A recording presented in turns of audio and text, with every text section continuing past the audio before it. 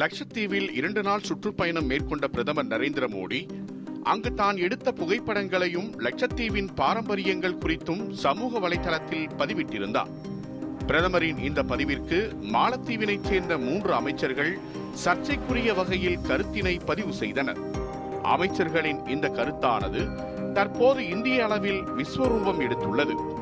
இதைத் தொடர்ந்து 3 அமைச்சர்களையும் சஸ்பெண்ட் செய்வதாக அந்நாட்டு அரசு அறிவித்துள்ளது. எனினும் இந்திய மக்களின் கோபம் குறையவில்லை.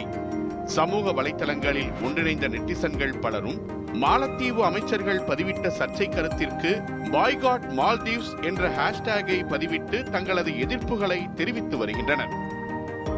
இதேபோல் இந்திய பிரபலங்கள் பலரும் மாலத்தீவு அமைச்சர்களின் சர்ச்சை கருத்துக்கு எதிர்ப்பு தெரிவித்து தங்களது சமூக வலைதள பக்கங்களில் பிரதமர் மோடிக்கு ஆதரவு தெரிவித்து வருகின்றனர். பாலிவுட் நடிகர் அக்ஷய் குமார் இந்தியர்களுக்கு எதிராக மாலத்தீவு அமைச்சர்கள் வெளியிட்ட சர்ச்சை கருத்துக்களை தனது சமூக வலைதள பக்கங்களில் பகிர்ந்தும் நமது இந்திய தீவுகளுக்கு சென்று நமது நாட்டின் சுற்றுலாவை மேம்படுத்துவோம் என்றும் தெரிவித்துள்ளார். இந்திய முன்னாள் கிரிக்கெட் வீரர் சுரேஷ் ரெய்னா அமைச்சர்களின் கருத்துகள் மிகவும் மோசமாக உள்ளது என்றும் நமது சுயமரியாதைக்கு முன்னுரிமை கொடுக்க வேண்டிய நேரம் வந்துவிட்டது என்றும் பதிவிட்டுள்ளார். இதேபோல் இந்திய முன்னாள் கிரிக்கெட் வீரர் சச்சின் டெண்டுல்கர் மகாராஷ்டிராவில் உள்ள சிந்துதுர்க் கடற்கரையின் படத்தினை பகிர்ந்து இந்தியா அழகான கடற்கரைகள் மற்றும் தீவுகளால் ஆசீர்வதிக்கப்பட்டுள்ளது என்றும் தெரிவித்துள்ளார்.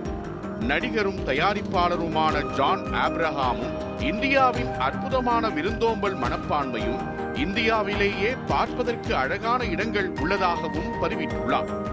தொடர்ந்து பிரபலங்கள் பலரும் மாலத்தீவு குறித்து கருத்துக்களை பதிவு செய்ததோடு எக்ஸ்ப்ளோர் இந்தியன் ஐலாண்ட்ஸ் என்ற ஹேஷ்டேகையும் பயன்படுத்தி வருகின்றனர். இந்த நிலையில் மேக் மை ட்ரிப் உள்ளிட்ட ஆன்லைன் சுற்றுலா நிறுவனங்கள் மூலம் மாலத்தீவிற்கு சுற்றுலா செல்ல பதிவு செய்யப்பட்ட 10,000க்கும் மேற்பட்ட முன்பதிவுகள் ரத்து செய்யப்பட்டுள்ளதாகவும் தெரிவிக்கப்பட்டுள்ளது. இதேபோல் இந்தியா மாலத்தீவு விமான பயணத்திற்கான முன்பதிவினை ரத்து செய்வதாக ஈஸ்ட் மை ட்ரிப் சுற்றுலா நிறுவன இணை நிறுவனர் நிஷாந்த் பிட்டியும் தனது சமூக வலைதள பக்கத்தில் தெரிவித்துள்ளார்.